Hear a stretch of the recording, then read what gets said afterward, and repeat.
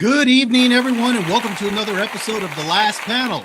My name is Bob, and I'm going to be your host tonight. I have the honor, nay, the privilege to host the show tonight, and I'm looking forward to this one as we do have a good one for you, as we're going to be giving you our top 10 favorite Christmas holiday movies. Also, before I introduce the usual cast of characters, just want to remind you, go ahead and hit that like button, share the stream with others, and go ahead and comment in the chat. We'd love to know what your favorite Christmas movies are. That being said, let me go ahead and introduce my favorite cast of characters that we have here. Well, they're the usual cast of characters. Gray, how you doing tonight? I'm doing awesome, man. I'm excited to be here talking about some amazing holiday Christmas movies. Good times, man. Awesome, man. Looking forward to hearing your list. Lapsed, how are you doing tonight?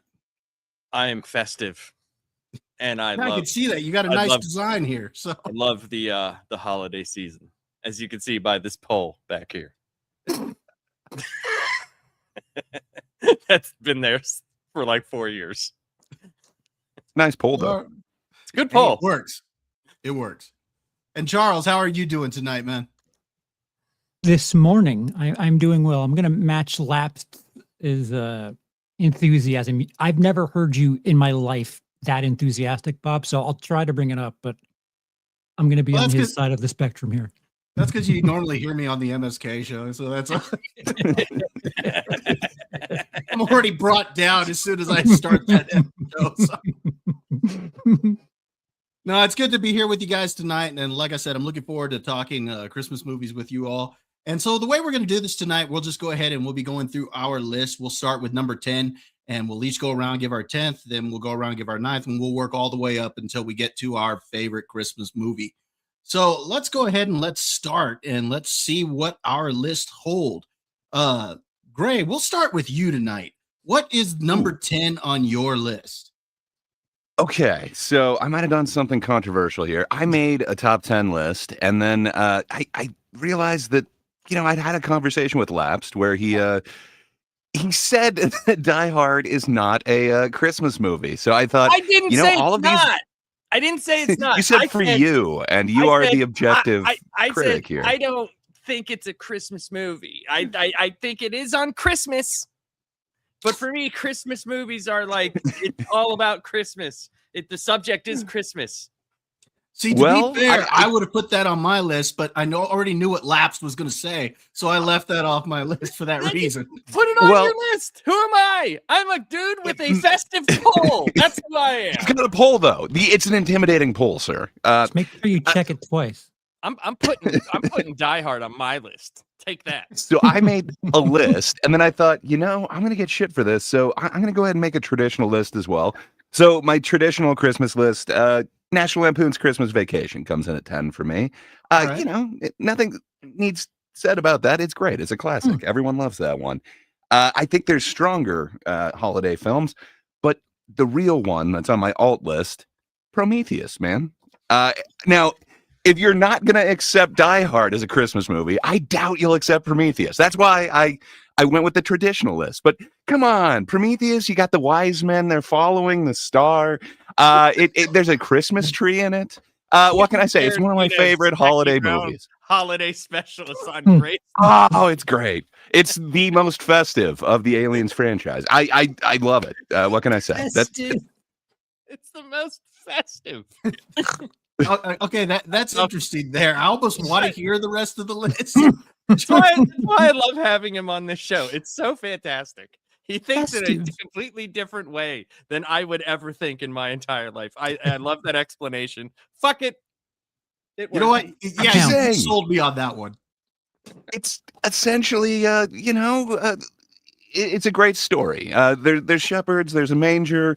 What can I say? It is the nativity story, just told a little bit differently. Which copy of Prometheus do you have again? Because I don't know if I saw that. It's well worn, but David, man, great guy. All right, Lord. So Christmas Vacation is the one I'm gonna say that you said at number 10. All right, Charles, what do you got at number 10? I'm a bit of a weirdo, so I like things are rough around the edges. My number 10 is Bad Santa. Okay. I tend to enjoy some of the blue material because I don't have kids I have to worry about peering over my shoulder and hearing naughty words. And I enjoy naughty words. And Bad Santa is, well, there's 9 other movies that I'd probably go to, but perfectly fine. It's a good And movie, though. It's fun. Yeah, there's another one that I think is far bluer, but that's not up yet. Hey, I think Billy Bob Thornton's great in that. So Indeed. So, The second one, that's a good choice. I got no problems with that one. Laps, what do you got at number 10? Oh, I have Skin Lamp, the Ed Gein story. I mean, it takes place on Christmas, right? No, I'm just joking. It counts. I have Don't see that one though. I have White Christmas.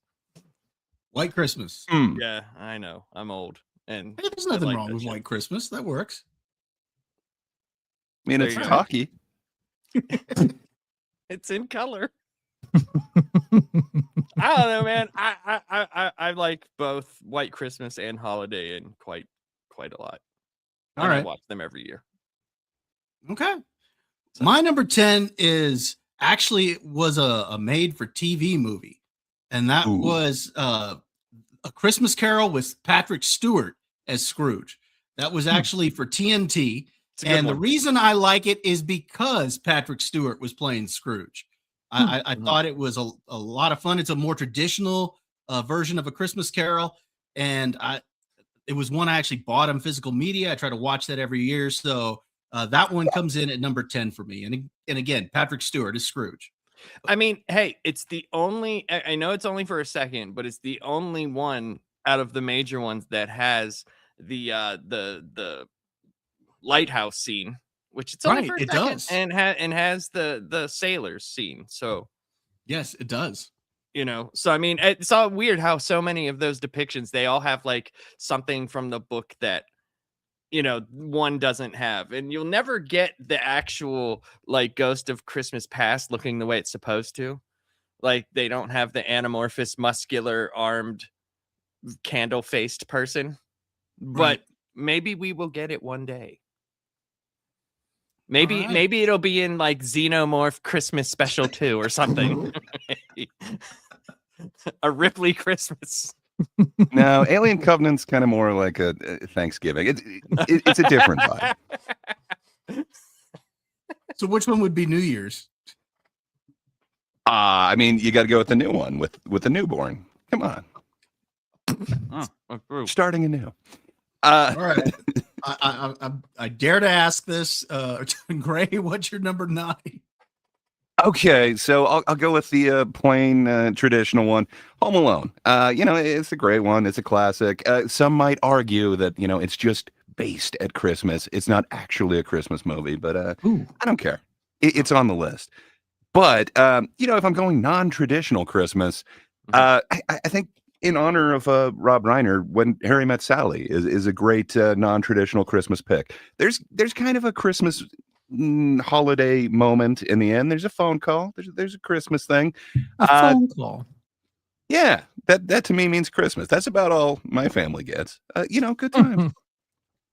You could make an argument that's a New Year's movie. Indeed, it's kind of the whole holiday season. But I enjoy it. I love this so much.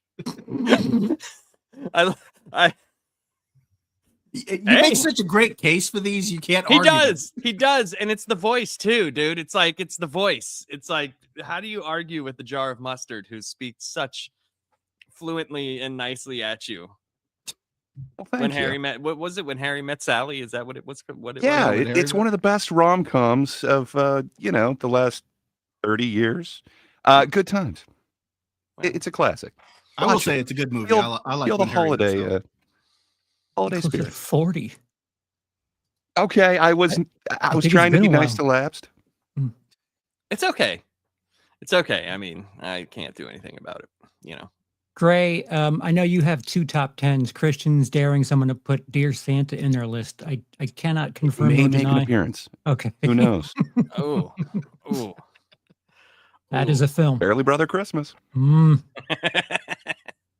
All right. Charles, what do you got at number 9? I have Elf, Okay. a movie that I don't know. It's there. I could be like Gray and put something bizarre like I don't know, smell the glove or something, but it's going to be Elf for my number 9. You don't have Mortal Kombat on there? They had that one scene where Johnny Cage had the Christmas tree in his apartment. I mean, it was only this big, but you know. No, Well, it counts because Johnny Cage starred in a Doesn't Christmas movie, right? Okay, You know, it counts. It counts. There's obvious baubles. All right, Laps, what do you got at number 9? Number 9, I have The Santa Claus with All Tim right. Allen. Oh, The Tim Allen? Yes, there was a lot of snow on the ground and in his nose, so it was very festive time of Hollywood acting, whatever you call that. There was a lot of blow going. whoa. Oh, in and It was a behind blizzard. the film. No, It was definitely a blizzard. I think the Santa Claus is a good one. I like the concept of it. That It's kind of a coked up concept. yeah, this I see idea what Laps of is saying. Mhm. this idea of it's not Santa Claus the person, it's Santa Claus the clause. You know, so I like that. Like, and I will say, like, my favorite Santa Claus is actually from Ernest Saves Christmas, Okay, because like he's just that voice that guy has, and he's just constantly wanting to do right, and it's like very, you know, but it's surrounded by Ernest. So, there's that. But yeah, I have that. I have the Santa Claus as my number 9. all right. Yeah, you actually just mentioned my number 9, and that is Ernest Saves Christmas. Wow. See? Oh, nice. Come on, I think Vern. Ernest Saves Christmas is a blast. Growing up, I used to love the Ernest movies. I thought he was hilarious. Jim Varney in that role. I mean, he nailed every movie he was in. They were a lot of fun. They got cheesier as they went on, but they were still a lot of fun. And Ernest Saves Christmas, I remember seeing that in the theaters with my parents when I was a kid, and I just had a really good time with that one. He had that like stretch from like Ernest Goes to Camp to like, you know, Scared Stupid or whichever one came. We'll defend Like, Scared Stupid till the day I like, die. there's That just movie's that great. stretch of everybody can relate to at least one Ernest movie except Charles. Charles hates Ernest. Really? I don't know. I just It's To actually be perfectly accurate. earnest. That is accurate. Oh, wow. I've never sat through an entire Ernest film. Oh, this is What? great. I'm just curious. Why do you hate Oh. Ernest? I don't Bonus hate stream? it. I just am ignorant to it. Is all. Okay. I've never had the urge nor time, and been like, yeah, let me sit down for 90 minutes of Ernest. Oh, but Jim Varney, though. Yeah, I know. He invented TikTok humor. It's great. Oh, no, that makes it worse. You're pushing me in the other direction. All right. So I had Ernest Saves Christmas at number 9. Gray, we're back to you. What do you have at number 8 for us? So I've got dueling Cusacks, if you will. So my number 8 on the traditional list, it's a film that I think gets overlooked a lot. Harold Ramis directed it. He gets so much credit for Groundhog Day, but it's not the only one that he's done. He had another holiday flick, and it was kind of closer towards the end of his career.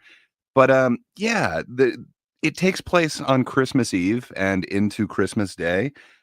John Cusack happens to play a lawyer for the mob, and Billy Bob Thornton convinces him to skim some money off the top from the mob, and that mob happens to be represented by Randy Quaid.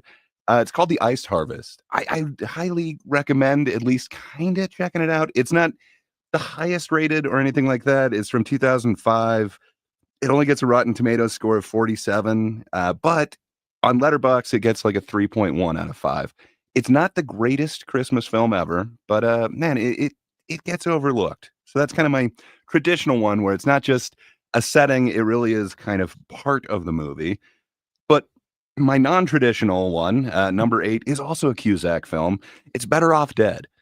So while you remember the ski trip and everything in there, and the wanting to, off yourself, you forgot about the Christmas in there, the holiday cheer that comes with Better Off Dead. So yeah, it's 85. It's from 1985. It gets 75 on Rotten Tomatoes and like a 3.5 on Letterboxd. I don't know. It's overlooked. People think of it as a Cusack comedy, but not a Christmas movie. I It think you is. could technically do a John Cusack trifecta, and I only know this because I just watched it. The Sure Thing from there you go.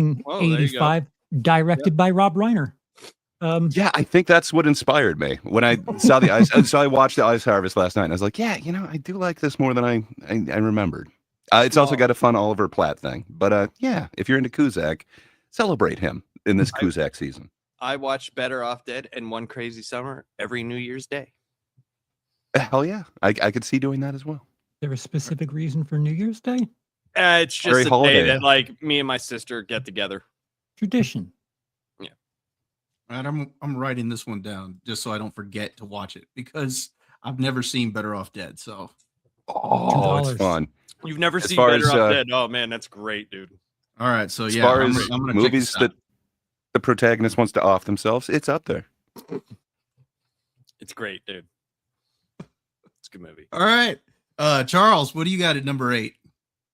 All right, so number 8, I have an actor who is in 2 films in my top 10, and this is the first of those 2, and it is Reindeer Games, starring Ben Affleck.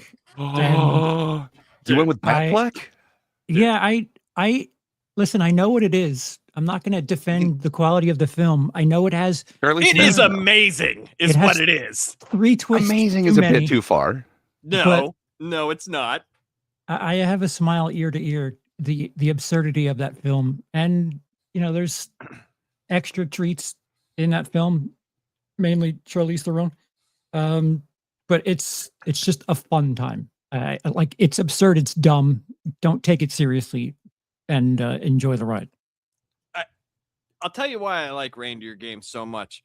I used to go into this video store when me and my wife got our first apartment, right?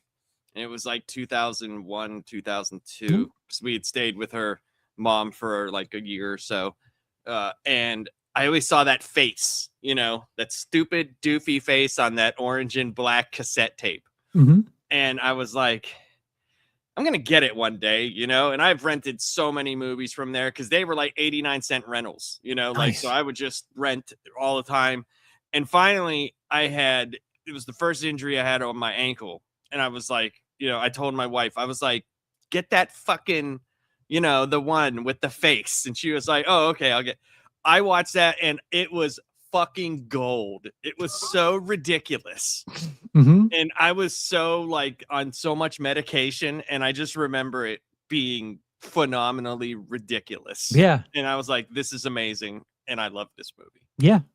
Reindeer Games. Amazing. It's an experience. It could be talked about with the likes of The Room. Yeah. For enjoyment for the wrong reasons. Yes. No phantoms. So, wait, Stiff Kitten has two comments. One, who's Ernest? You don't know Jim Varney? And the second one is Ernest P. Worrell? Akira is my favorite Exorcist movie. I get it. Strong pick. Fantastic. All right, Lapsed. What do you got at number 8? Number 8, I have Christmas Story. It's a movie I like. But you hate that movie. No, I You didn't said it say should I be hate taken that. off television and never played ever No, again for no, anybody. I didn't you. say I hate it. I said I actually like the movie. I hate how commercial the movie has gotten. That's exactly what I said. Because I said it used to be a movie that nobody really knew a lot about. And then all of a sudden, it not only was it on 24 hours a day, it's like you could buy the lamp, you could buy the this. And then like it got to the point where they had commercials where you got your Christmas Story credit card. And like it was merchandised out the ass. I never said I hated the movie. Never said that. I actually liked the movie quite a bit. It's still being commercialized out. I went to Raising Cane's the other day, and they have a whole theme for A Christmas Story right now. They're selling shirts. The cups have Ralphie on them and everything. So, I mean, yeah, made a it's major still award. heavily commercialized. Yeah, I just didn't like that. Because when I first saw it, like I said, I saw it on Betamax, and my old yeah. Well, I did. I saw it on Betamax, and whenever we moved, Not even Laserdisc. and I had heard talked about the movie to when I first moved to this area when I was a kid. when we left New Jersey, I remember the people, they were like, "What's that movie?" And I was like, "Oh, you got to see it." And then it just years later just became like 24 hours of a Christmas Story, and you're like, "Fuck." I don't know. I just didn't like what they did with it because it was such a good movie, and I just had a lot of like feelings as a kid watching it. Like at 7 years old, I think it came out. Would it come out in '83 or something like that? Something like Sounds that, right. yeah. Yeah. I might have been like 7 or 6 or 7 or 8 when I saw it. So Didn't they have a sequel where the actor who played Ralphie actually came back and played the adult version? It was the third one. Well, Gray told me about another one. I only know of the 3, the one with Daniel Stern where he plays the dad and Ralphie's like a teenager, and then a later one where Ralphie's like family he's got his own family. And then they get their like money stolen and shit like that. And yeah. There's a second one. I can't remember if it's called like My Summer Story or My Summer Vacation, but they tried to capitalize on it, but this time we're not going with Christmas. We're going with that. But they did bring Peter Billingsley back, the Ralphie, to do his own one. And like, I can't remember what they called that one, but kind of and Where Are They Now type deal. Okay. Yeah, because I remember it was called A Christmas Story 2, the one with Daniel Stern. And Adam I think they got 3 then. Because he says Christmas Story 2 has Daniel Stern, yes, and a teenage Ralphie. It was the car he wanted, and he kept having fantasies like every 2 seconds. It's what it felt like. He was like, and the freaking the narrator person like spoke for the kid. Like that kid had like hardly any lines, and he was the main kid in the movie. He had like fucking like 10 lines. If you go watch the movie, and he is the creepiest fucking kid. He has like this crush on this girl, and like he's like fucking sniffing her hair in band practice, and fucking like it's fucking disgusting. It's a weird ass movie. All right, I'll skip that one. No, you have to watch classic. I don't know. I think I'd rather watch Prometheus. This seems more like a Christmas movie. Oh, you want a real down to earth Christmas movie? Like yes. Prometheus. No, we're leaving the atmosphere for this. The wise men and the stars. All right. If you look at it from a certain light, it is a nativity story. But sorry, Bob, you were talking about your number 8. You're good. I love hearing your explanations, Greg, because you'll defend these things and you give it such a good explanation that you've sold me on it. So, but for me, number 8, I'm gonna go with Christmas Vacation. I do think it's a classic film. You have a lot of fun with Chevy Chase. The scene where he's got where they're trying to catch the squirrel, I think is hilarious. When he loses it, when he finds out he doesn't get his Christmas bonus, I think that's absolutely hilarious, especially because here recently we were waiting for our bonuses and everybody was freaking out whether we were going to get them or not. So I can kind of relate to that. I think it's a great movie from start to finish. So I'm going to put that one as my number 8. Great. All right, let's see what you got for us this time. Number 7. So I went a little bit traditional, but I also like a traditional blue Christmas. So like Charles, I put Bad Santa on my list, which I just realized that's 2 in a row that have Billy Bob in them. But the same reasons that Charles said, it's hilarious, and for some reason I don't want to watch this anytime but at Christmas. It's very heavily Christmas themed. However, on my alt list, I think I could watch those anytime. Prometheus, When Harry Met Sally, Better Off Dead. And number 7 on my list, which is Trading Places. While it is very much Christmas themed, I watch it all the time, not at Christmas. It's a great one. It's from '83. It gets 87 on Rotten Tomatoes and a 3.6 on Letterboxd. But, it's got that holiday spirit and that Eddie Murphy that we all need for our Yuletide. So, for me, Trading Places comes in at number 7. Dre with the journalism, all these numbers and shit. Yeah. Well, if you want to talk about Bad Santa, it's from 2003. It gets a 78% on Rotten Tomatoes and a 3.2 from Letterboxd. But you knew that. That's why you chose it. Everyone knows the studio. I think we don't need to get into the weeds on that. But, right. All right. Charles, what do you got at number 7? 7, I have Die Hard. I watch Die Hard at other times of the year, so perhaps that's why it's a bit lower. I don't mind watching this in June, but I will throw it on during the Christmas season. But I'll throw 6 other movies on sooner or more often. So See, he yeah, put Die Hard on there. yeah, I didn't care. Yeah. I didn't even think I was going to make it, so the list might not have been heard anyway. All right. Die Hard at number 7 for Charles. Laps, what do you got? I have Home Alone is number 7. Hmm. I don't know. It's just, I like the people getting hurt because I am a simple man. Well, it is from 1990. It gets 62% on Rotten Tomatoes and a 3.8 on Letterboxd. But you It's knew that. 20th Century Fox. I didn't know that, but stepping on Deep nails. down, you did. You said a 62%? Deep down, I knew. Yeah. It didn't get a lot of positive reviews. There, especially wild. like reviews at the time. But that doesn't matter. The box office, man. Everybody loved this film for the longest time. I think up until Titanic, it was the highest grossing film for no reason. Well, it's like, was great. people talk about like the second movie and they're like, Macaulay Culkin's acting was not good. It's like you watched those movies for the acting. What? I mean, Actually, Tim Curry I thought he was fine hilarious. in both of them. I think he was good for a kid actor at his age at that time. I thought he did a fine job. I had no problems with it. He did better than Buzz. Yeah. You Woof. trout sniffer. How dare you? That wasn't me, Christian. That was my wife. I enjoy Die Hard. My wife can't stand the decisions that are made by the police officers in Die Hard. She doesn't understand Nakatomi Plaza. Don't put that shit on me. Oh. Christian says, I still remember CP telling Cody the reason he didn't like Die Hard is because of the cops. And do not. That is not me. I will not wear that is shame. weird. How dare you The not father like from Family Matters. Family Matters cop. No, my wife says that the decisions they make is ridiculous. And I'm like, yet, why are you focusing on the police? Well, all right. For me, number 7, I'm going to put the Muppet Christmas Carol. This is another reason I've got this up on the list. I think Michael Caine is really good as Scrooge.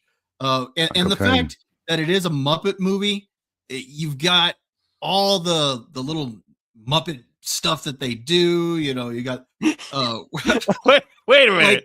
All the little Muppet stuff. No, what I mean, Yeah, like an example of what I'm talking about is like when Kermit, who's playing Bob Cratchit, approaches Scrooge for the to get extra coal for the fire. Heat and yeah, and you got all the rats, heat wave, when as soon as he threatens to fire them. And so that's what I'm talking about, all the little Muppet stuff that they do. Yeah, because I mean that stuff is unique to a Muppet movie, and it's all throughout this movie, and it just really adds to this story. It's a lot of fun. So the Muppet Christmas Carol for me, that's my number 7. All right, Gray, let's hear it. Number 6. Okay, off of my traditional list, the ones that I watch only at Christmas time. My number 6 is Scrooged. It's from 1988. It gets a Rotten Tomatoes 71%, so it's just barely fresh, I think. I can't remember. 71%, and it gets 3.3 on Letterboxd. But man, it's up there as far as my favorite Bill Murray things. He just plays such a good asshole. I think the only one that beats it for me is Kingpin, but man, I absolutely love me some Bill Murray, and just watching him kind of go through the shit. For me, there's really 3, the other one being a Groundhog Day. But I just kind of like him getting his comeuppance, and just the way he plays an asshole is kind of unique in a way where you still love him. So yeah, that one to me, it just always screams Christmas. But the one that doesn't quite scream Christmas to me, yet really should be identified, my number 6 from my alt list that I could watch anytime. What can I say? It's from 1987. It gets 81% on Rotten Tomatoes and a 3.7 on Letterboxd. But Shane Black's Lethal Weapon. It's a Christmas movie. I don't think it gets nearly as much love as Die Hard, but I could watch it anytime. It doesn't feel like it has to be box into that Christmas thing. But you know, like Shane Black, he puts everything at Christmas. So really, any Shane Black movie could be on this list. Lethal Weapon. She'd uncovered a drug running operation. I think that's what got her killed. You don't think it was the bullets? I love it. So yeah, that's my non-traditional take on it. Laps, do you have as much of an issue with a Lethal Weapon being a Christmas movie as you do with Die Hard? You make it sound like I'm outside fighting like the people who fucking The make gatekeeper. the gatekeeper of Christmas movies. I just didn't consider it one. That's all. But that, I mean, Okay. no. If you think it's a Christmas movie, I mean, who am I? Who am I but a man speaking to a jar of sentient mustard? That's kind of hard to beat, dude. I am but a condiment, a humble condiment. How here for your... dare you, Charles? How dare you, sir? I demand to speak to your manager. You know, Gray, you talk about Bill Murray being an asshole in Scrooge and how good he is at it. Just some examples of that is like when he fires that one guy and his secretary's like, he's fired, but it's Christmas. Thank you. Call accounting and stop his bonus. You know? Or when he finds out that the old lady died watching his Scrooge promo, and they show him the newspaper, and he's like, I knew it. That ad worked. You can't buy publicity like this. Oh, so good. I absolutely love that movie. Yeah, Scrooge is awesome. I actually have that on my list, and I'll get to that in a little bit. But yeah, Scrooge is a good one. So, Charles, what do you got at number 6? I'm finishing off my Ben Affleck duo with Surviving Christmas, 2004 You're going Jersey Surviving Girl. Christmas. No, I don't know if Christmas takes part in that, but laughed at when it came out, and has kind of come around a bit. You know, not a lot, but James Gandolfini was in that, one of his last roles. I don't know.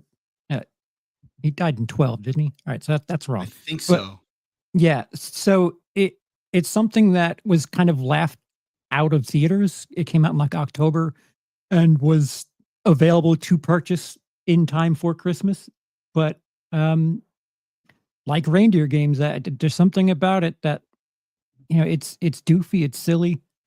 But I see it listed on cable around this time, so I mean, you're not far off. It's one of those things where, like, I think it just will find an audience, and I am that. Anytime I put it on, someone's like, "What is this?" And I'm like, "Yeah, it's Surviving Christmas," and I'll convert at least 1 or 2 people a year. So, All right. Surviving Christmas. Okay. Gotta recheck that one out. It's been a while. Yeah, let me write that down. I think you've got another convert here. Well, you got to watch it first. All right. It's been over a decade, but I remember not disliking it. So half the battle's won. Yeah, see, the problem about like a lot of those movies in that mid 2000s, Ben Affleck was in everything. He was like Chris Pratt for that time. So people were just like, I don't want to see him in every single thing, and people were like turned off by it. But now, after Pedro Pascal of his time, right, exactly. So like you watch it now, you're like, oh, okay, now that it's by my terms, I will watch Ben Affleck. All right. I think that's a good comparison there. That he's the Pedro Pascal of that time. So. All right, Laps, what do you got for us at number 6? I have the Garfield Christmas special. Great one. Okay. It's just I think the music cracks me up more than anything, because I just forget how weird the music is for all of those. Like the Thanksgiving one, it's just like those weird, like, hey there, Christmas, and the Buddha. It's so fucking weird, and I love it all the same. You know, I don't think I ever saw the Christmas special. I think the only one I saw was the Halloween special. And that has weird ass music too. Yeah. But I never saw the Christmas special. Yeah. It's just All right. weird. I don't know how to explain it, but it's very weird. But I like it. Okay. So that's a number 6 for you. For me, at number 6, I have the Santa Claus. Uh, Hmm. we already talked a little bit about the Santa Claus, but yeah, Tim Allen. I think he's great in the role. I like the story of the between the father and the son there, him trying to reconnect with this son, and it's kind of through this role that he takes on of Santa Claus that he ends up actually connecting with his son. So I really enjoy this movie. This is definitely one that I can watch. The sequels, and they're okay. Well, the second one's okay. The third one I didn't particularly like, but the first one I think is a really good one. So I'm gonna put the Santa Claus at number 6. All right, Gray. Well, we're Number halfway through 5. our list. Yeah, we're at number 5 now. What can I say? You guys have already spoken about this, but this 1992 film, it gets 78% on Rotten Tomatoes, and it gets a 4 out of 5 on Letterboxd. It is a classic, and I'm sorry, but there is none better than My Cocaine. Muppet Christmas Carol. It's amazing, man. That to me is the definitive Christmas Carol. I've seen many other ones. Patrick Stewart's great. Bill Murray's great. But when I'm thinking an Ebenezer Scrooge, it's My Cocaine. I love that dude.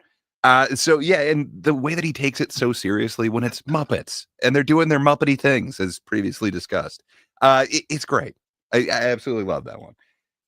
For my number 5 one, it's non-traditional. I could watch this anytime, but it definitely has Christmas in it. I think it's an underlooked one. It is a Chevy Chase film from 1988. It gets a 64%, which is the lowest out of anything on my list on Rotten Tomatoes, and a 3 out of 5 on Letterboxd. It's Funny Farm. Man, you think about it for the lamb fries. You think about it for so many other things. But you don't think about the Norman Rockwell-esque entire Christmas village at the end. They all get in on this lovely deception. And man, I absolutely love that movie. So for me, Funny Farm. It's a non-traditional Christmas one. I enjoy watching it year round. All right. Funny Farm. Okay. Funny Farm. I haven't seen Funny Farm in years. So you make me want to go back and watch that just for that, just to see that. It's a lot slower than I remembered. Is it? It's Yeah, been a decade. Maybe it's not as good. No, it's still good. I remember whenever I was I did the John Candy movies, and then I did Bill Murray, and then I did Chevy Chase. Like I watched Fletch, and Fletch Lives. I actually Fletch watched is Funny so fun. Farm, so that was like maybe a month or two ago. It was still funny, but it wasn't. It was like slower than I remember. It was just slower than I remember it being. There's just so many Still scenes good. that kind of like Still stick with good. me. Yeah. Like when I moved into my house, we were going to get the floors redone. So we had all of our furniture, but it just reminded me so much of like Funny Farm when they get there and none of their furniture has arrived or anything like that. And they've got to just sleep on the hardwood floor. I don't know. I flashed back to that. Yeah, it's great. There's a bunch of fun bits in that. Anyway, non-traditional Christmas. I love it. I understand. I'm possibly in the minority. It is my lowest rated one here. No, you're good. You're fine. You're good. All right. Charles, what do you got? Yeah, my favorite version of the Scrooge story. Again, I'm a little fucked up. Is Bill Murray's Scrooged at number 5? We've talked about it a couple of times already, but if I want a version of that story, this is the one that I'm going to more often than not. I think, other than Groundhog Day, this is the last time Bill Murray was like A+ quality in a film. Are you forgetting Kingpin? I mean, oh, all right, yeah. There is none better than Ernie McCracken. I am forgetting. So yep. The best he was in the 80s, I guess. The last time he was good in the 80s. All right. Scrooged at number 5. Lapsed, what do you got? I have Holiday Inn. Yep. Holiday Inn. What is Holiday Inn? It's the companion movie to White Christmas. Holiday Inn is with God damn it. I get them confused. One's with Danny Kaye and Bing Crosby. The other one is Bing Crosby and like I can't remember the names. I'm wanting to it's the say other Danny Kaye. I'm wanting to say Danny Kaye and Bing Crosby as White Christmas. Yeah, and then the other one, let me look it up. But it's they're basically the same style of movie. It's basically the same thing. It's like they travel, they do a bunch of musical numbers. Yeah. Directed by Ford. Probably. Oh, it's Fred Astaire. Fred Astaire, sorry. Oh wow. Yeah. Okay. So Marilyn Holiday Monroe Inn. is too young to be in this. What do you want from me, man? I don't know. All right, Holiday Inn. My number 5 is also Scrooged. That is my favorite Yay. version of the story as well. We've already talked about it also, but I want to point out the Jacob Marley character in this one. I forget what his name was, Bill dude. Hayward or He's something so like disgusting in that one. that. Yeah. I mean, he's got Such a good rat makeup coming work. out of his skull, and when he pulls off his glasses, and he's got no eyes there. I love it where he's talking about his life to Bill Murray, and he's like, "I was a captain of Enterprise, adored by women." He's like, "Oh, you paid for the women," So, I think it's a great movie. It's a lot of fun. I remember seeing this in theaters. I was probably too young to see it. I don't think my parents realized it was going to be as dark as it was. But ended up seeing it in theaters, and I had a good time with that one. So Scrooged is my number 5. All right, Gray, what do you got at number 4? Okay. So I'm not sure if Lapsed would accept this as my traditional one, but my traditional number 4 from 1984, it gets 86% on Rotten Tomatoes, and it gets 3.6 on Letterboxd. It is none other than Gremlins. Come on, man. The introduction of Mogwai, it happens in this amazing small town that for some reason allows such a catastrophe to happen in their local theater. It was great for the popcorn industry. And then you get Phoebe Cates in it for some reason, giving like the darkest monologue ever that just, I absolutely love watching that every Christmas. It is so dark for such a fun film, just that one monologue. But man, it always it hits me in the feels. So Gremlins is my traditional Christmas one. But I have a non-traditional one that I would enjoy any time of the year. And I got to say, that one comes from 1995. It's an 88% on Rotten Tomatoes and a 3.9 on Letterboxd. But 12 Monkeys, man. When you think about it, what holiday cheer do you have other than going back in time? But can you really change anything because you're the one who said that? Anyway, there's Christmas trees and such. To me, it's not solely based on Christmas, so it can't go my traditional one. But man, it's got Christmas in there. You'd be hard pressed to not find some cheer. All right, 12 Monkeys. Question, Gray, just because you mentioned 12 Monkeys. Yeah. How would you compare the movie to the show? I like the movie so much more. Really? I don't know why I didn't finish the show. I really need to go back and kind of have the whole experience. Did you not see the Christmas episode of the show? The show's great too, and I would recommend watching that maybe post Christmas. It's kind of like a Boxing Day thing for me, but yeah, I don't know. Just the movie is such a fun little encapsulation. I just kind of love what they were able to put through, and then it's one of my favorite Bruce Willis and one of my favorite Brad Pitt performances. Just man, everything kind of comes together for me. My wife absolutely hates it, so yeah, she always leaves the room when I'm watching it. That's the words I meant to say. If she watches the room, that's yeah. No, she goes in the other room. She's watching Tommy Wiseau. It's great. Yeah, I like that one, and I like Jackie Brown for kind of the same thing. It's my alone time. That's just for me. It's good times. Nothing wrong with All that. right. Well, the reason I asked is because the movie itself I wasn't a big fan of, but I really liked the show.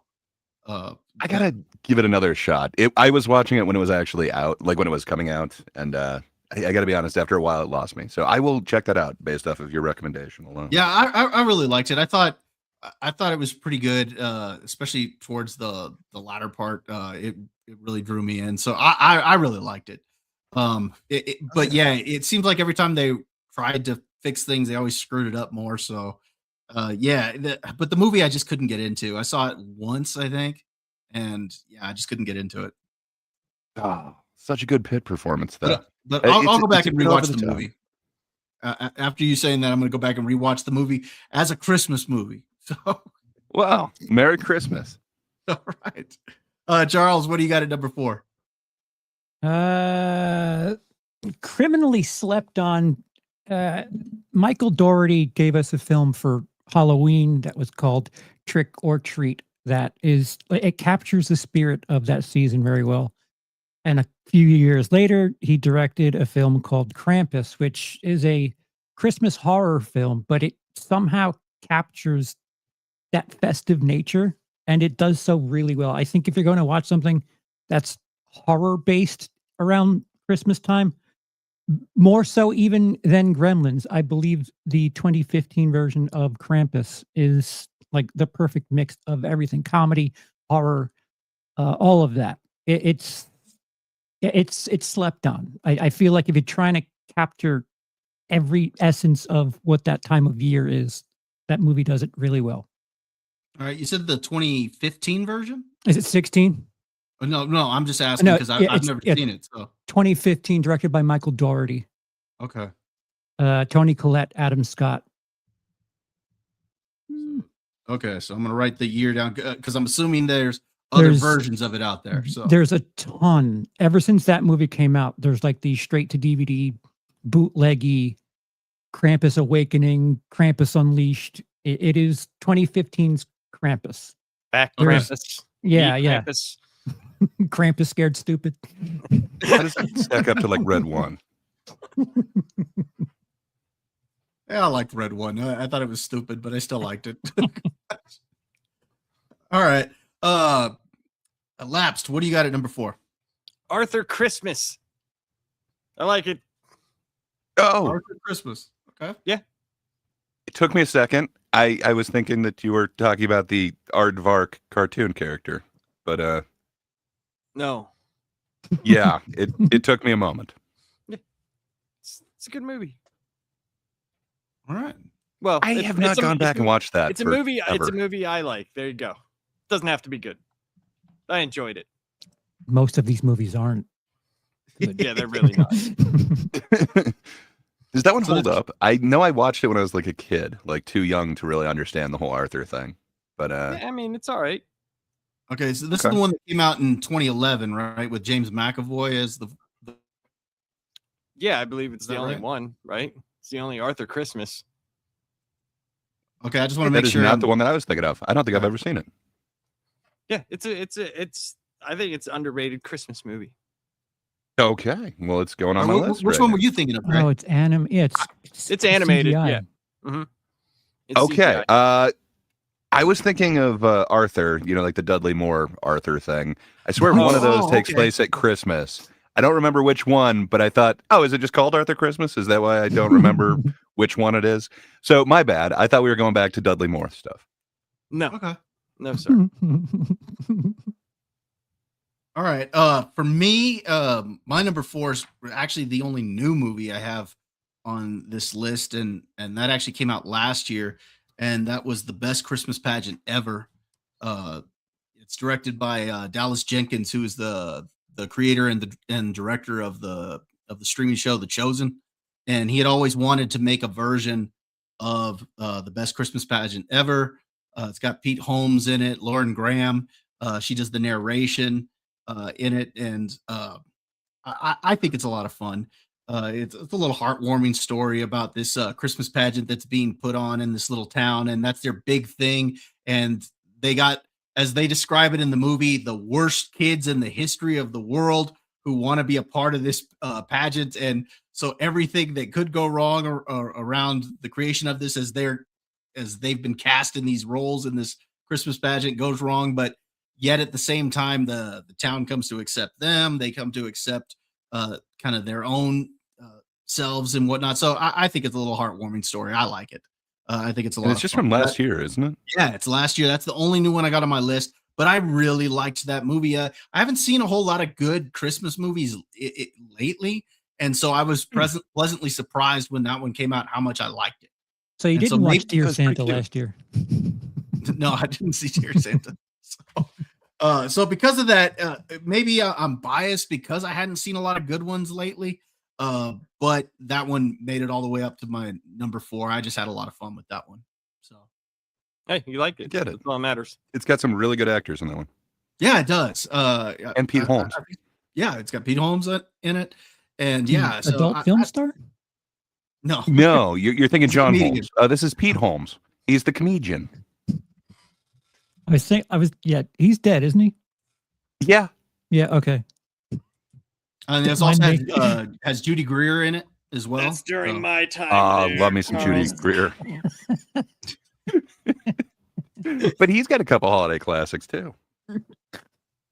12 Inches of Christmas. Anus the Menace. At Christmas. Different kind of decking of the halls.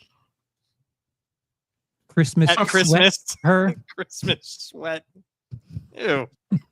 I said Christmas sweat her.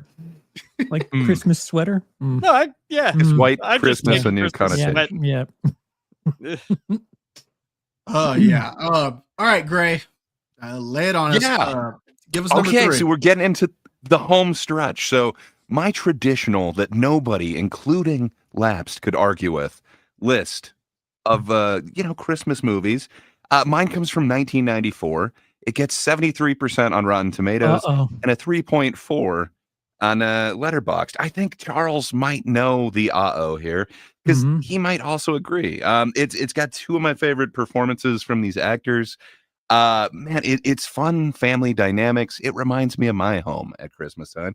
But yeah, you got Dennis Leary and you got a wonderful Kevin Spacey in this one, as well as some additional amazing supporting actors. But the ref, man, I just absolutely love the ref. Just if there's something that reminds me of the fighting that happens during the holiday season, it's the ref. And Great. it's fun to watch Dennis Leary kind of get to yell back. He's kind of in his element here, and I absolutely love the ref. Judy Davis is really good in that too. I couldn't think of her name. I wish I could have pulled that, but yeah, there's a bunch of them that are great. Mm. And then I have a non-traditional pick for my alternative Christmas flick that maybe somebody would argue with, but I know Charles wouldn't argue with it because he loves this movie so much. It's from 2008. It gets an 84% on Rotten Tomatoes, and on Letterboxd it gets a 4.1. But it's got two of his favorite actors in one of his favorite locations with another actor there. In Bruges. What can I say? I absolutely love that movie, as does Charles, so much. But yeah, what can I say? I love Brendan Gleeson in it. It is one of my favorite Colin Farrell roles. It's not what you'd traditionally think of for a hitman, and then it is kind of set during the Christmas season. But I got to be honest, I don't think I've ever watched it at Christmas time. It's always kind of, hey, I'm feeling a little down. Let's watch this depression movie. That's kind of funny. What? I like depressing I thought things you meant when I'm like feeling depression down. from whenever I was a kid. You know? Oh, no, not the great one. These are just minor ones. Oh. But yeah, in Bruges, man, it's a holiday flick. It counts for me. And damn it, it's a quality film, as Charles would attest to. Yeah. Buttering up Brian, I see. He gets it. All right, Charles, what do you got at number 3? Or 3, right? Home Yeah. Alone for all the reasons. Macaulay Culkin's acting sucked very clearly, as people mentioned. But yeah, I was a kid when I saw it, and I don't know. People getting hurt is Yeah. fun. People getting hurt is fun. And listen, delicious cheese pizza all to myself. There you go. I wished to be home alone and order pizza. Keep the change. Yeah. Yeah. For all the reasons. All right. I love that one. Go ahead, Gray. I was just going to say, I was babysitting my nephew at one point, and we were getting pizza delivered. he answered the door like, "And keep the change, you filthy animal." And like it was just this dude who like clearly wasn't familiar with the film and just thought that he got like a hate crime or something. It was great. I absolutely love that film. I just feel like I've seen it too many times. Otherwise, it would be higher on my list. Angels You with know- filthy souls. They should On, make that into a movie. On They Dad Started to should. Talk this past week, Right. we actually did a rewatch of Home Alone and we reviewed that. And my two co-hosts each brought one of their kids on, and it was pretty cool to hear how a kid views Home Alone now, especially because they're all the age that we were when we watched it, and so that was really cool to hear their perspective on it. And yeah, it's a movie that still holds up. Kids still like it today, and as an adult, because yeah, the criminals are getting hurt, they're scum, and you enjoy watching them take the pain. Adults are going to have a blast with it. Dude, I think the even though I like the first one better, I still think the funniest part in any Home Alone is in the second movie, whenever he's at the top of his aunt or uncle's building. He set the trap and he's just throwing the bricks, dude. That scene lasts for 3 minutes. 3 minutes, and it's 5 fucking bricks just and every time Joe Pesci just goes, and it just keeps hitting Daniel Stern. It's so perfect. So perfect. I think that one's pretty good. I love it when he gets when Harry gets a blowtorch to the head for a second time. But this time when he tries to cool his head off, he tries to do it in there in the toilet, and Kevin had filled it up with what was it, with gasoline, whatever. Yeah. Yeah. So, oh man. Yeah. Oh, I didn't watch the second one. I don't know why I sleep on the second one so much, but it's the same thing. It's But in New exactly the York. same movie, but it's still Pigeon Lady, going to though. laugh just as hard. It does have the bird lady in it. True. Bang. and He's Trump different. And He's got Tim It does Curry. have Trump. Tim and Curry. Tim Curry. That dissolve with the freaking Grinch and then Tim Curry's face. It's pretty good. It's pretty good dissolve. Yeah, that works. Yeah. All right, what do you got, Lapsed? George C. Scott, Christmas Carol. Okay. Love it. Okay. It's not my favorite Christmas Carol, which is my number one. Okay. Mm. But it's my favorite people Christmas Carol. People Christmas Carol. Yes. Well, they have Disney, they have Mickey, they have the Flintstones. Okay. They have all I the see what you're Yabba saying. dabba they do. Yabba dabba. Dabba do. All right. Okay, for me at number 3, I'm going with How the Grinch Stole Christmas with Jim Carrey. I have a lot of fun with this one. That's actually one of the first movies that I went to where the audience actually gave it a standing ovation. So, I had a blast with that one. I think Jim Carrey's perfect in that role. I think I remember reading that they designed a lot of the makeup with his face in mind when they first started designing it. And so, yeah, well, like the way he smiles with it and everything, I think it's perfect. And then the little actor or the actress who plays Cindy Lou, she's got good chemistry with him. The sets are fantastic on that movie. Absolutely. They actually are. They're actually really good. Yeah, and he's just so over the top. I mean, he's perfect in that role. So for me, it's How the Grinch Stole Christmas. In the UK at the moment, I have reason to believe McDonald's has this thing going on right now with Grinch, and you could Grinchify your meal or whatever, and it's like this salt that's colored green, and you'd shake it in a bag. And I don't know why Grinch is popular right now for the UK. I don't know if it's just because it's festive or whatever, but they have really neat things for this Christmas season. And What green salt? yeah, it's awesome. interesting. It I don't know why it's now. They of all do times. have. So I know here they do have Grinch. So it's like pickle salt. It tastes like pickles or something. Yeah. I do, I because my think that's wife it. brought some of it home, and I was like, "What the fuck is this?" She's like, "It's salt. It tastes like pickles," and I'm like, "What?" Yeah, they put vinegar on their French fries in the UK. Does that imply the Grinch is pickled or something? or is it Because he's just green. green? You know, I green. think it's just Oh. green. All right. Fair enough. All right. Is it everywhere? Okay. All right. Yeah, that's what Doc Mortis is saying, is that it's here too. So Walmart doing it. Okay. All right. Yeah. I don't know why suddenly now. Is it the 25th anniversary or something? Okay. All right. See, I'm oblivious. I don't know what to tell you. all right. All right. I stand corrected. Apologies. Well, it was news And to Grinch me. Socks. Yeah, I hadn't heard about that. Well, that's apparently. Good, great. I was going to say, apparently, I've been sleeping on the Grinch fries, so I know what my weekend plans are now. So this one dude who does these like versus videos, they're like shorts. He did Burger King and versus McDonald's, and Burger King has like this Grinch house meal or something. You get all this stuff, and he's like, "And y'all just giving away socks." He's just standing there with this pair of socks, like little Grinch socks. Oh, People man. love the Grinch, man. I don't.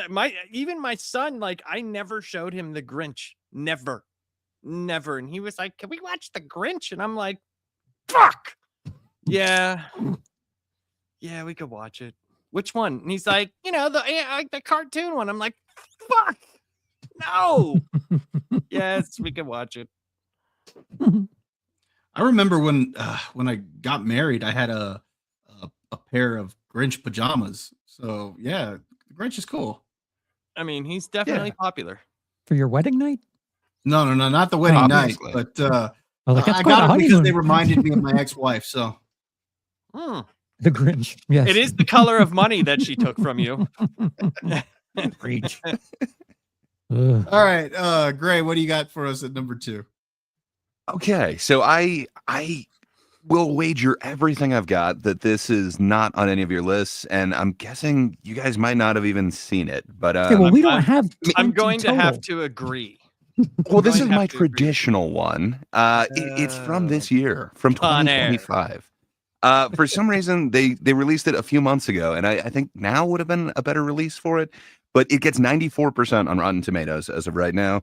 On Letterboxd, it only has 3.6, but it's interesting. It's a smaller movie, but essentially, there's a dude who's a stand-up comedian who's kind of stopped being a stand-up comedian for a while. I'm not in that. It's not Mr. Patterson, but it's close. But it happens to be on, I believe, Christmas Eve, and he happens to break a tooth that brings him into the company of a dentist, and kind of hijinks kind of ensue from there.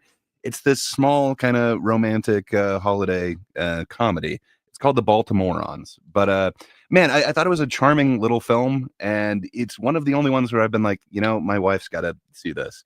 So it's number 2 on my list. All these other ones, I don't know. It's a subjective list. I'm not telling you this is an objective list. But this year, what I would like to see the most, I don't. So granted, I love A Christmas Story. I've seen it a million times. I can recant every scene from there, and I can tell you exactly what's going on with it. But this one is the one that's, I watched it not too long ago, and I'm kind of dying to watch it again. So it's not for everybody. It's a small little film, but I dig Baltimoreans. For me, it's up there. But for my non-traditional one that I'm pretty sure Lapsed is going to say, that's not really a Christmas movie. You're right. So I'd go again with the wonderful Shane Black. I got a tie between Kiss Kiss Bang Bang and Nice Guys. I love both of those. What Shane Black does is he just sets all of his movies right at Christmas time. I think I slightly prefer Kiss Kiss Bang Bang. Just, man, the performances that you get from Val Kilmer and the Iron Man himself, Robert Downey Jr. just they put it over the top for me. So that one's from 2005. It gets 86% on Rotten Tomatoes and a 3.7 on Letterboxd. Just, it's a classic. Kiss Kiss Bang Bang. Do yourself a favor. Watch it in honor of Val Kilmer. But you can watch it any time of year. Michelle Monaghan. I'd like to Kiss Kiss Bang Bang her in that little festive elf outfit she's got on there. Wow. Yeah, it's very festive. It gets the holiday spirits rising. Very Literally, cold. right? So they have a very good question here. Adam Buskirk says, Jim Carrey Grinch versus OG cartoon. Which one do y'all prefer? So when Bob was saying the Grinch Who Stole Christmas, I was like, oh yeah, the cartoon. That's awesome. It's a classic. And then you went Jim Carrey. It's like, yeah, fair enough. I guess the other one was, isn't it a TV movie? For me, I go the cartoon, but I understand the nostalgia for the Jim Carrey one. I say the Carrey one. I can't take the animated one anymore. For So me, I agree just with that. can't. For me, it's the Jim Carrey one. I've seen it too many times. I've just seen it too many times. Yeah, agreed. All right. All right, Charles, what do you got at number 2? It's been mentioned already, but it's the National Lampoon's Christmas Vacation. Again, I relate to the more the less traditional family stuff, and this is the closest thing to a heartwarming family story as I can relate to as far as Christmas is concerned. But yeah, where's the Tylenol? Hey, it's a solid movie. I don't think anybody goes wrong by putting that on their list, no matter where you put it. So, Indeed. Yep. That's my number 2 as well. okay. Yay! Ooh, So, I like I don't know. There's something I like the vacation movies. I like the whole family dynamic, and Clark Griswold is just as much good as he tries to do, he is just a giant piece of shit when you really look at it. He's just a giant piece of shit, no, he doesn't even So- appreciate the Jelly of the Month Club. No, he doesn't. He does not. Might get some good jellies in there, but yeah, I remember the first time I saw that movie. I was like in my teens, and I thought it was hilarious. So, yeah. All right. For me, my number 1 and my number 2 are interchangeable, but I'm going to go ahead and say Home Alone 2 as my number 2. And again, it goes back to, the pain that they go through. It's absolutely hilarious. I think they actually go through worse in the second one. What you expect, it's a sequel, so you're going to put them through worse than what they went through on the first one. The only reason I'm going to put this at number 2 is just for this list's purpose is because it is the same movie as the first one. But for me, I could probably interchange them. In fact, I did a ranking last year, and I actually had both of them at my number 1 spot. I love both of those films, and so yeah. But Yeah. Home Alone 2, I'll put it at number 2. It's still a lot of fun. I'm looking forward to rewatching that one, especially since I just watched the first one, and so I'm looking forward to rewatching this one. All right, Gray, we are down to your number 1. Let's hear it. Okay. Both of them. So my number 1 for a traditional, undeniable Christmas movie. So it actually comes from 2023. So my last 2 are a little bit recent, but it gets a 97% on Rotten Tomatoes and a 4.2 on Letterboxd. And just what the director was able to do here, it feels like it's just this forgotten movie. He used period accurate cameras. He used everything that just give it the feel, even the audio. It was put into mono, and it feels like it's this old 70s film that just kind of got hidden. And it's got some amazing performances in it. So it's got Dominic Sessa, who you probably haven't heard his name before, but you'll be seeing him in the future. I believe he's playing a young Anthony Bourdain in a upcoming biopic. But man, it's got Divine Joy Randolph as an amazing character, and then Paul Giamatti just kind of steals the show in this one. But it's The Holdovers. It's this Alexander Payne movie that, man, it really sucks that there was kind of a controversy at the time where there was this really shitty, inaccurate claim that he somehow plagiarized the script, and all of that turned out to be false. But it kind of shined this. So Charles, why I'm saying forgotten movie is it feels like it's a forgotten gem from like the 70s. Like it feels like it's a very vintage movie. But unfortunately, with this scandal that wasn't true, the scandal kind of outshined how amazing this movie is. I think it deserved a little bit more credit than it was getting.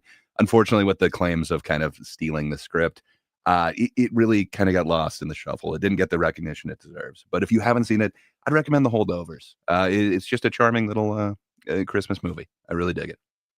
Okay. And then, Here we go. as for my non-traditional alternative Christmas flick, I don't think even Lapsed could deny that this one is a Christmas movie. I Pumpkinhead. guess maybe I have a recency bias thing, not too far off. But this one comes to us from 2024. It only gets 86% on Rotten Tomatoes, which is a 3.2 on Letterboxd. It's got some amazing actors in it. You got Ray Nicholson, Lucas Gage, Kyle Gallner, Naomi Scott. But it is one of the best musicals of 2024. In fact, I would rank it as number 2 as far as the musicals go for 2024. It's directed by Parker Finn, who, this is his second movie, but man, it shows some great finesse. But yeah, I would say Smile 2 is my alternative top Christmas movie. I know you don't remember it taking place during a certain season, but it certainly does. There's a tree in there. There's some inclement weather. Go check out Smile 2. It deserved better. It is one of the top musicals from last year.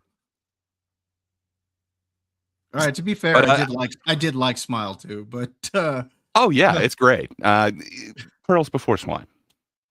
Greg, I mean, I can't argue with you, but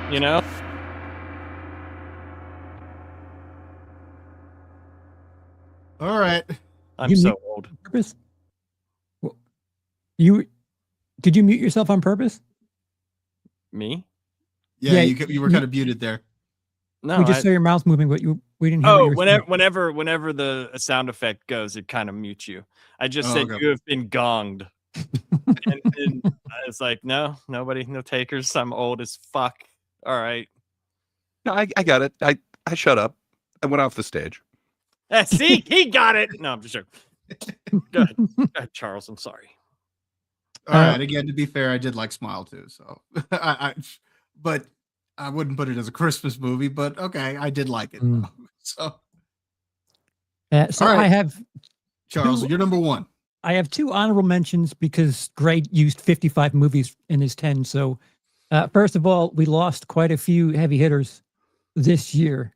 Diane Keaton passed away this year, and she's in something of a safe movie. If I wouldn't mind having us on with family around. It's called The Family Stone. Oh yeah. Yeah, It's a good one. It's an all right movie. It's pretty safe for everyone. And I don't know. I'll probably watch it exclusively because we lost Diane Keaton. And to go on the Gray Bizarro world thing, Go from 1999 takes place during Christmas. So why not Go, right, Gray? Why don't you have Go in your list of obscure Christmas Like movies? number 15 or something. It was a consideration. It broke the top 100. As long as it's in the top 100, that's all that matters. But my number 1, as Gray brought up earlier, is The Ref. That is my Christmas experience for so many. I mean, we don't rob anyone, but the bickering between family members is I can recite some of that stuff. It hits close to home, and it's funny. I can understand people thinking it's too much, too blue, too over the edge, but I literally have experienced discussions like that. So it's just right for me. All right. The Ref at number 1. All right, Laps, what do you got at number 1? The Muppets Christmas Carol. I watch it every year. All right. I was gonged too, but that was only in my brain. No, I Peak cinema. I'm I love fine that with one. that. The Muppets Christmas They do all the Carol's little great. Muppety things. They do all the Muppety stuff. Exactly. There's a lot of Muppeting going on. All right. But yeah, that's it. Yeah. All right. For me, just an honorable mention I want to throw out there real quick. One that I really liked. It's been a while since I've seen it, but I really like it. Was Trapped in Paradise. Oh, I don't know if y'all remember that one, but They for rob some a reason bank, I just right? really like it. I don't think it's the greatest movie in the world, but I just like it.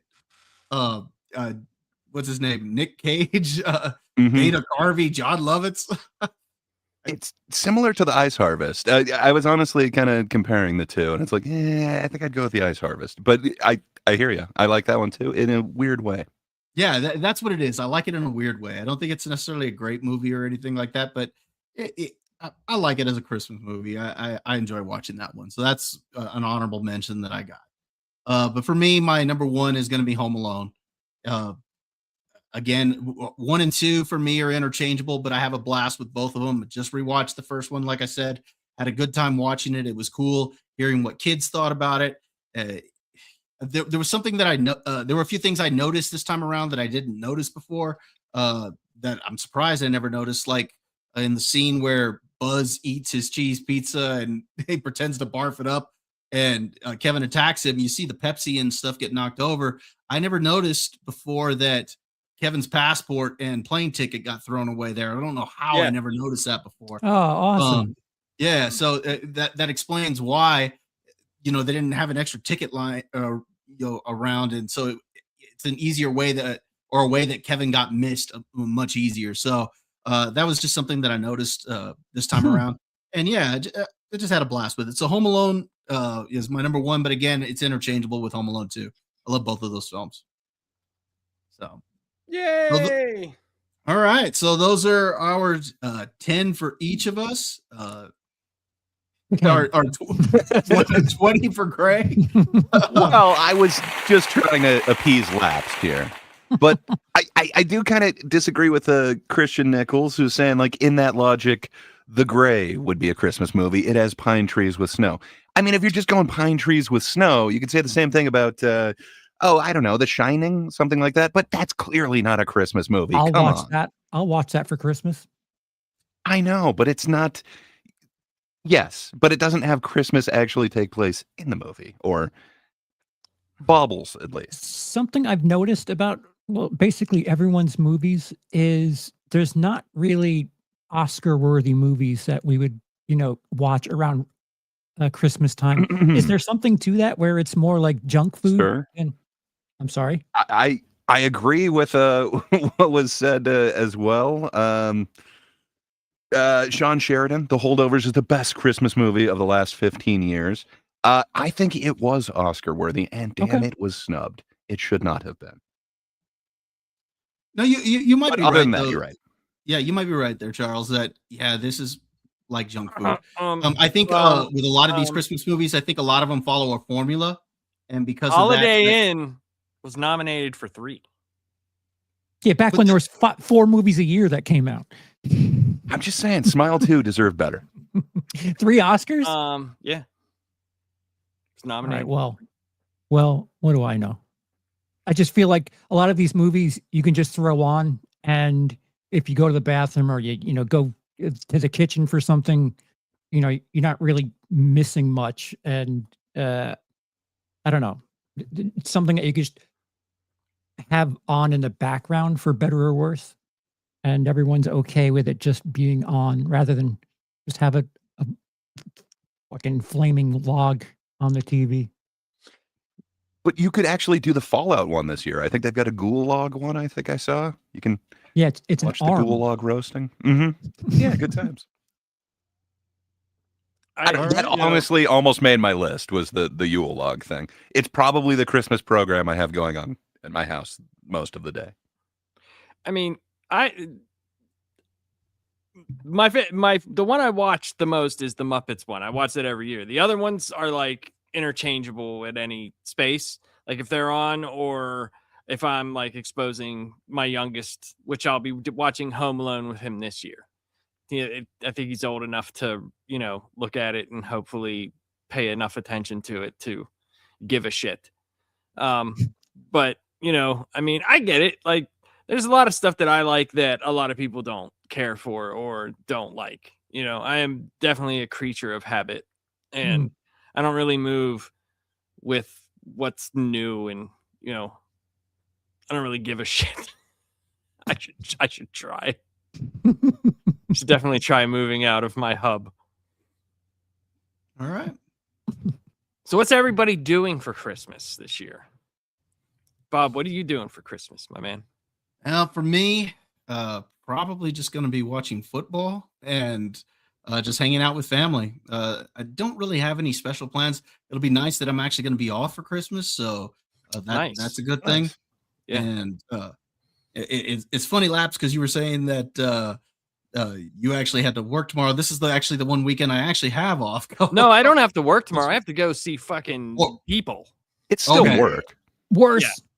Yeah, That's I worse. I gotta go see people that I just don't give two shits about. But yeah, I'll probably do, since I'm off this weekend, probably do a little bit of celebrating with some family and stuff, because I'll be working Christmas Eve and whatnot. So those that I don't get to see on on Christmas Day, I'll try to see them this weekend. So Great. What are you gonna get into? So my family only does like two things. Apparently, that's it. Like I see my family 2 times a year. So Thanksgiving and Christmas Eve, they have like this kind of get together. I guess it comes from my parents were divorced when I was a kid, so just Christmas Eve was always the time with my dad's side of the family.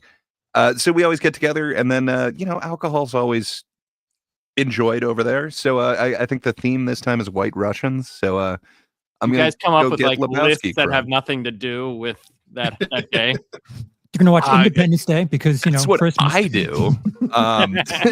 What can I say? I feel very merry with a I don't know, coffee liqueur. It's good times, man. So I don't know. I'm getting a little lit off that, and then on the actual day going to the in-laws' house, which Oh, cool. it's kind of fun. all right. Charles, what do you got, bro? They finally have turkeys here, so There there you was go. Turkey. there was a chance that I would have had visitors or company for Thanksgiving, and that kind of fell through.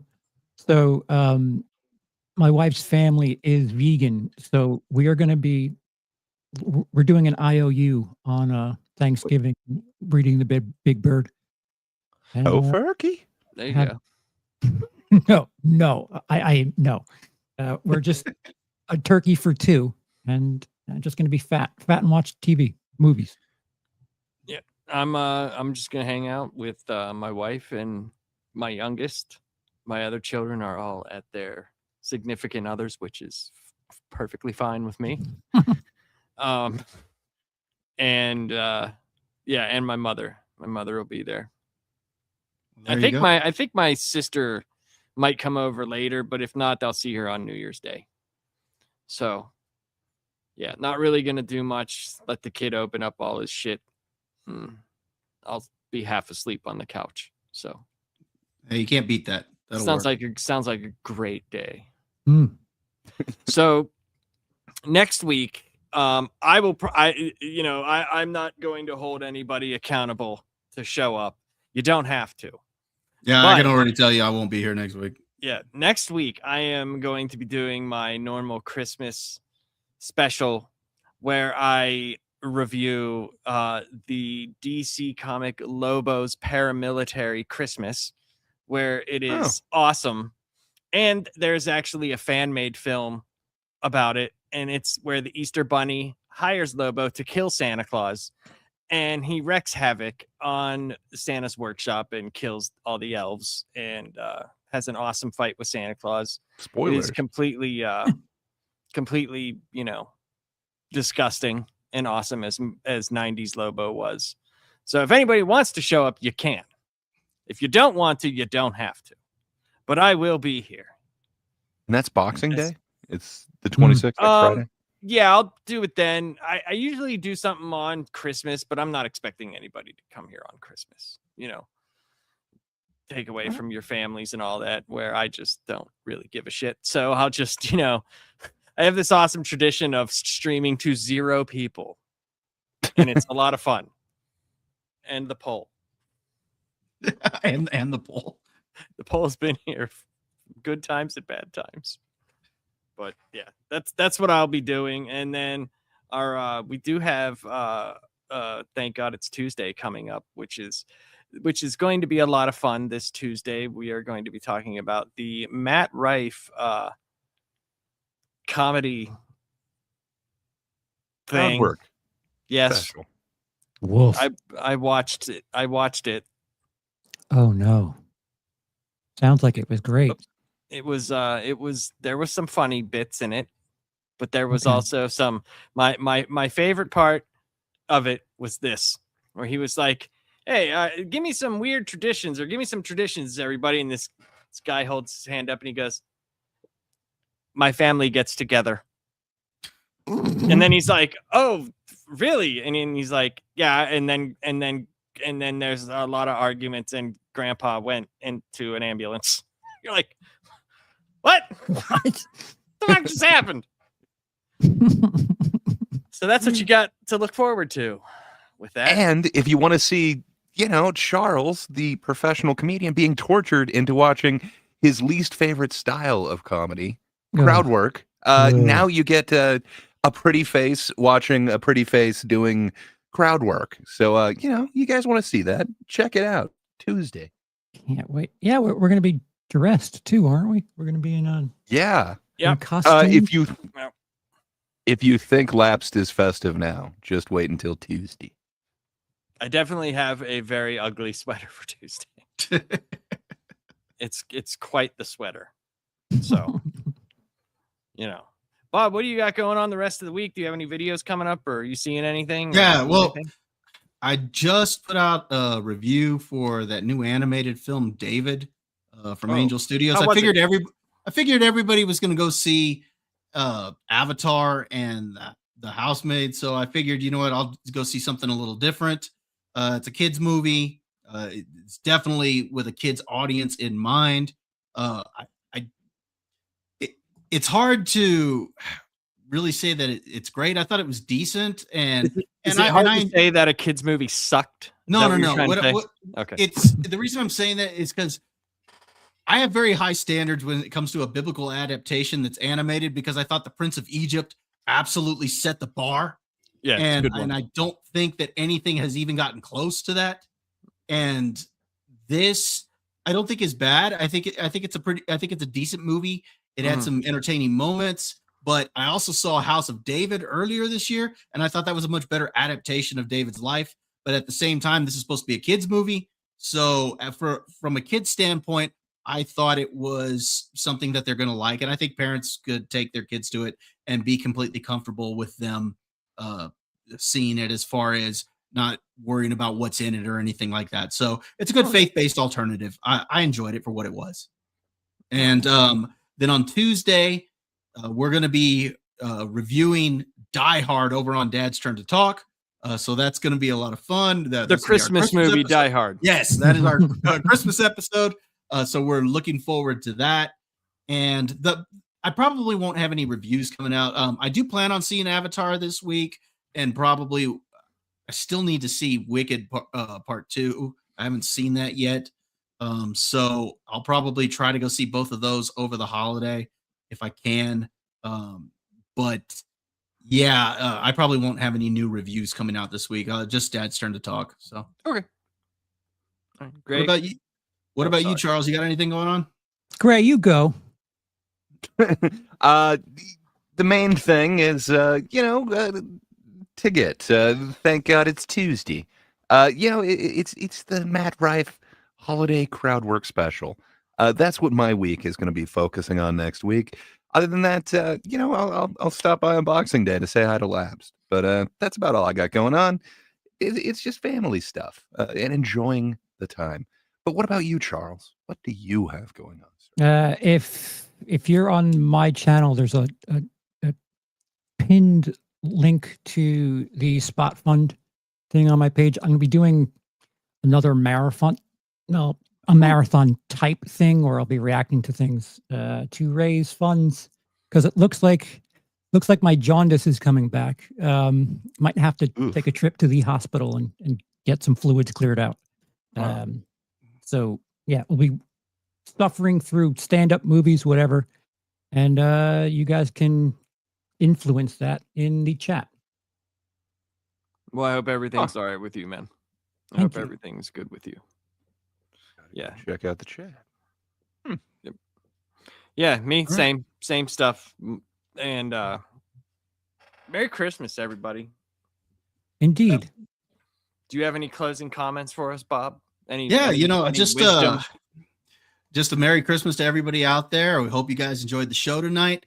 Don't forget again to hit that like button if you haven't already done so, and you can still check out the stream on a replay, share it with everybody. But otherwise, we hope you all have a great and Merry Christmas, Happy Holidays, and everybody be safe out there. And thank you for joining us tonight. You guys have a good night.